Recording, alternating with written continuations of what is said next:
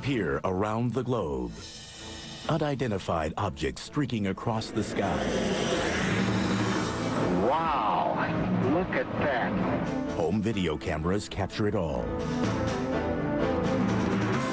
But why do these supposed UFOs keep appearing in the same places? Mexico, Brazil, even United States nuclear bases. Is it a coincidence? Or are these places, these events, proof of UFO hotspots?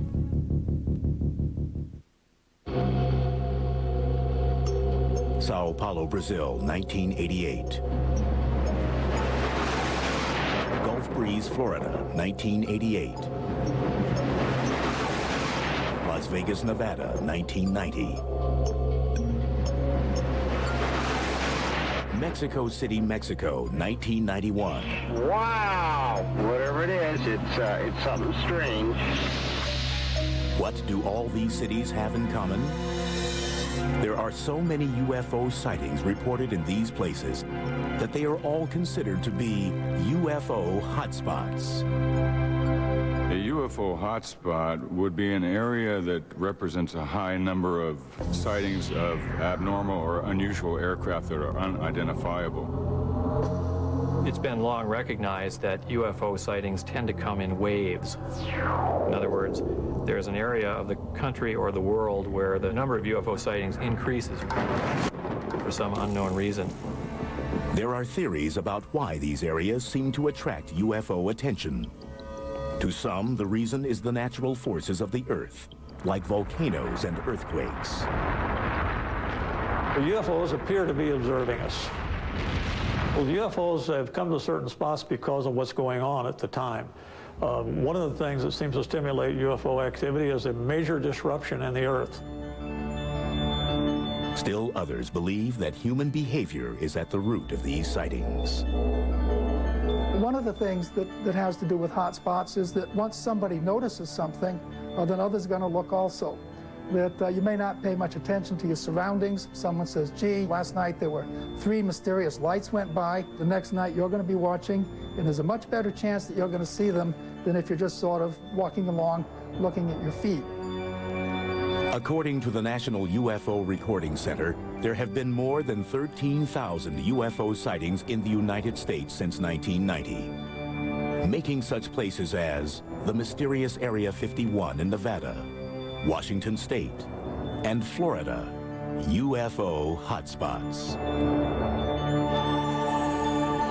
Still, with reports of UFOs coming in from as far-flung locales as Quito, Ecuador, Haifa, Israel, Stuttgart, Germany, and Sydney, Australia, America doesn't seem to be the only place getting these unexplained visits. Many people don't realize that UFOs are not seen only in the United States, they're seen all over the world. There are hotspots all over the world. Brazil is one of those hotspots.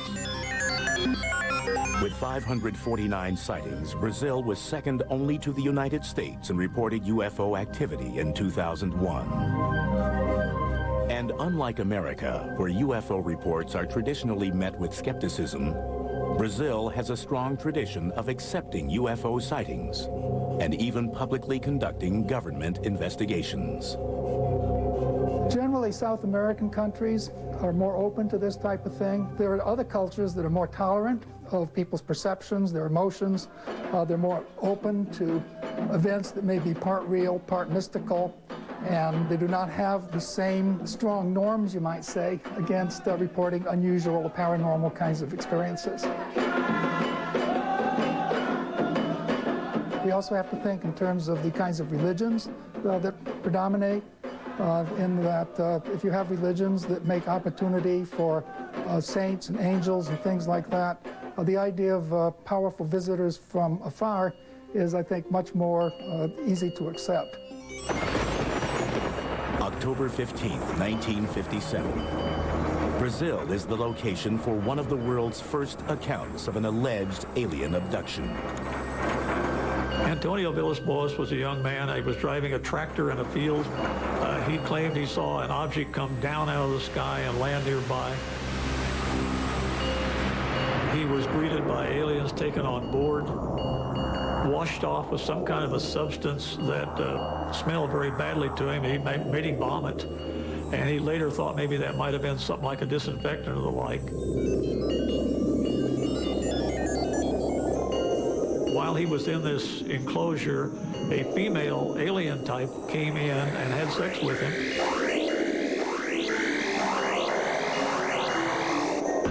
And then went away, and he was dumped back out.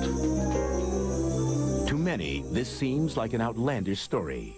But V.S. Boas' reluctance to profit from the incident lends the tale an air of credibility in many quarters. And several months after the incident, the story gets some scientific backing when he is diagnosed with radiation poisoning. He is examined by Dr. Olevo T. Fontes, a professor of medicine at the National School of Medicine of Brazil. One of the very important people in Brazil was a Dr. Olevo Fontes.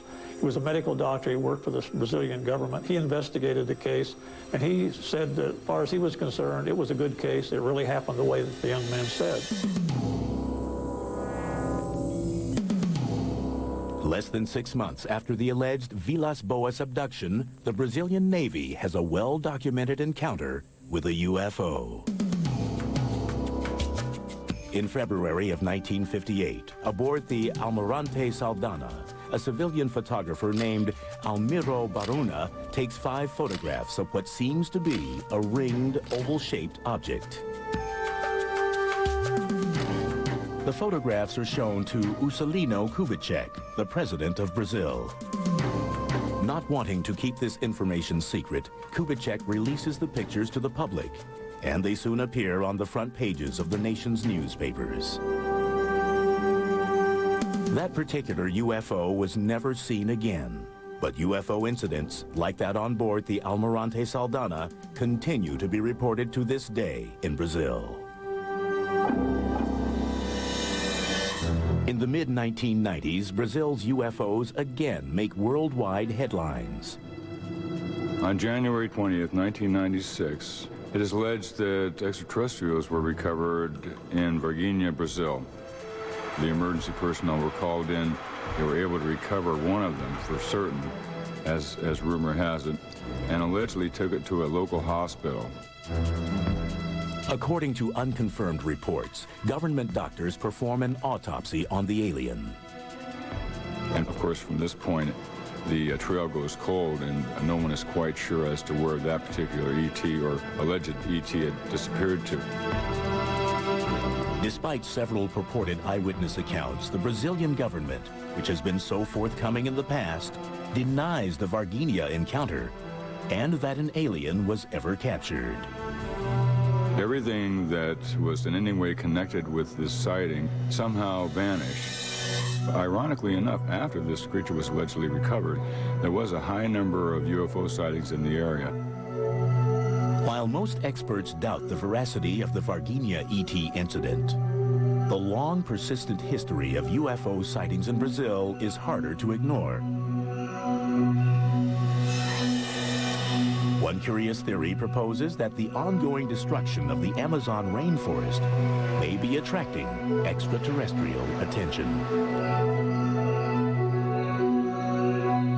If you were to look at Brazil from space, Atlanta for CFA, you would see that a vast area of that remote land is on fire. They're burning off the rainforest. That's changing the whole ecology of the planet. If you were observing a planet and what's going on there, you would definitely want to look at Brazil. And that seems to be the case.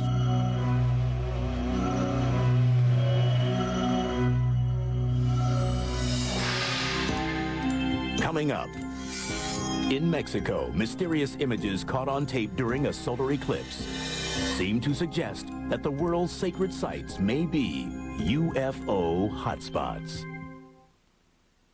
Strange happenings in the night, weird lights in the sky, sightings of a man-like beast, reports of UFOs. They're here. Enter the Wild West zone we never knew existed. When Wild West Tech explores the unexplained, Tuesday night at 8 on the History Channel. Bible Code 2, Apocalypse and Beyond, tonight on the History Channel. Coming up, in Mexico, mysterious images caught on tape during a solar eclipse seem to suggest that the world's sacred sites may be UFO hotspots. Strange happenings in the night, weird lights in the sky, sightings of a man-like beast, reports of UFOs. Enter the Wild West Zone we never knew existed. When Wild West Tech explores the unexplained, Tuesday night at 8 on the History Channel.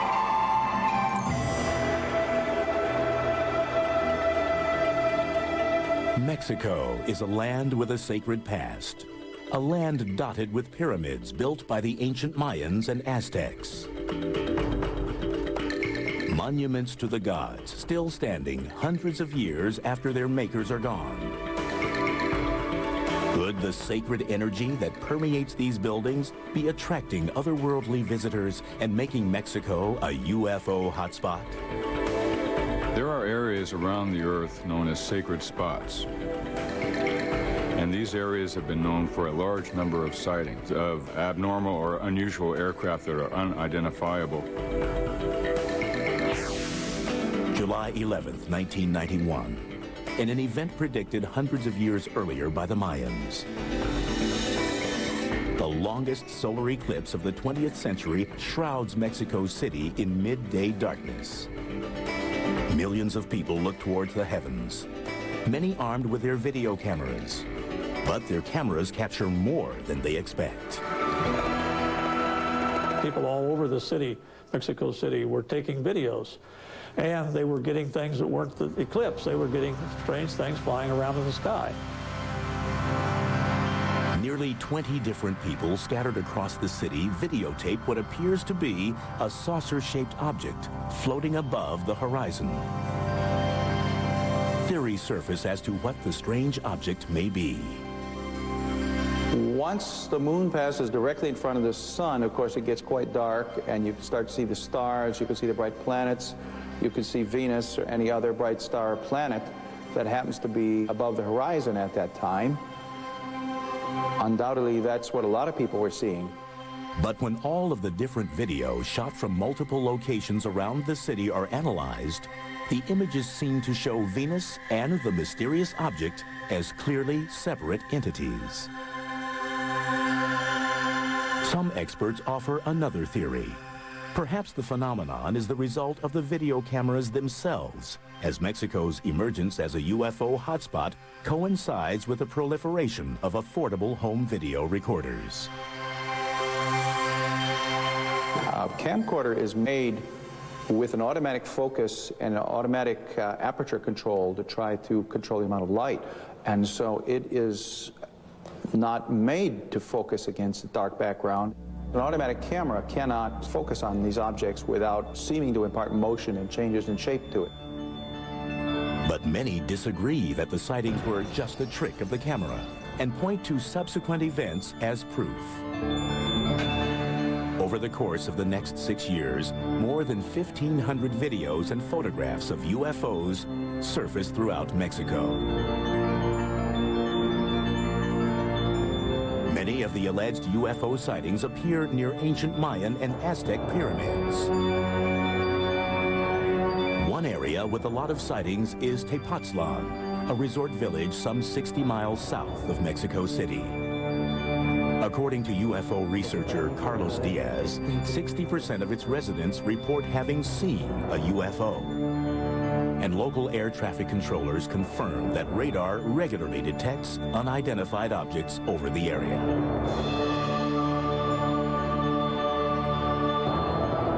Tepoztlan is chiefly known for its ruins of a 14th century Aztec pyramid.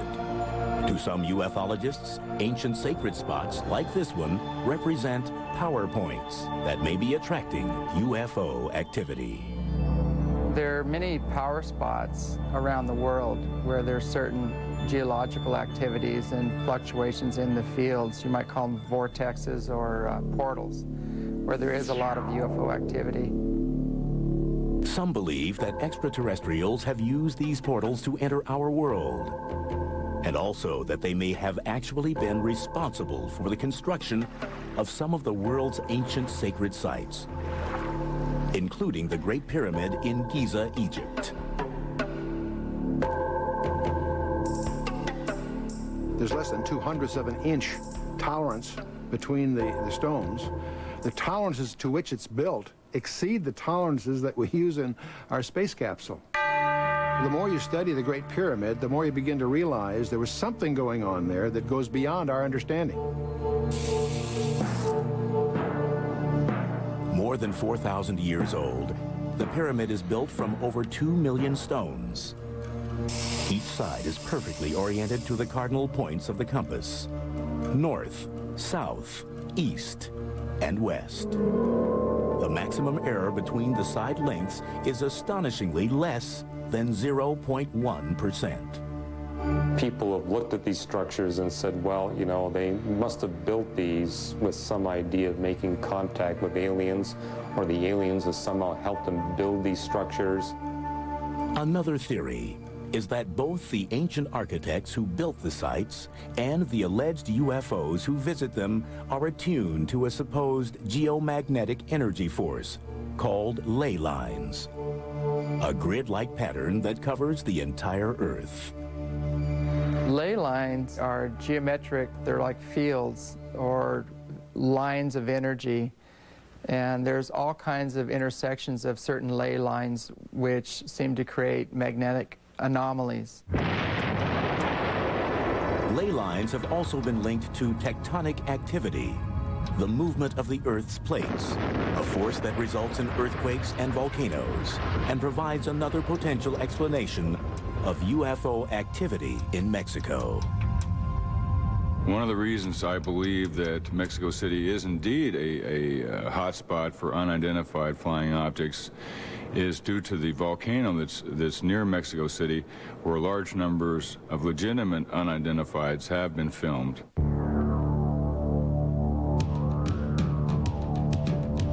UFOs have frequently been reported near Popocatépetl, Mexico's Smoking Mountain.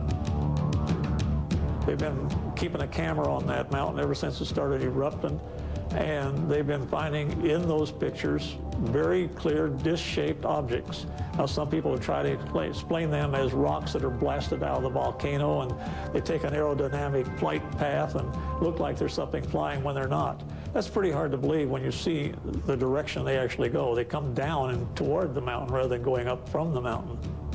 Why would UFOs hover over volcanoes? One theory proposes that high levels of hydronium ion, also called H3O, are typically found in places with increased geological activity, like volcanoes.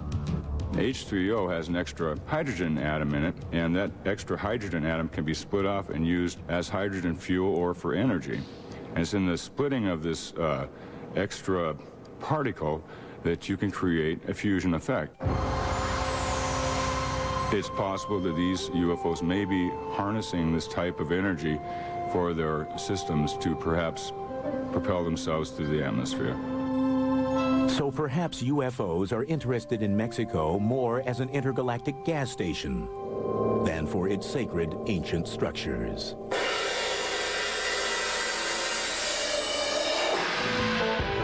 Coming up next, 10 of America's nuclear missiles suddenly shut down as a glowing disk hovers above Malmstrom Air Force Base.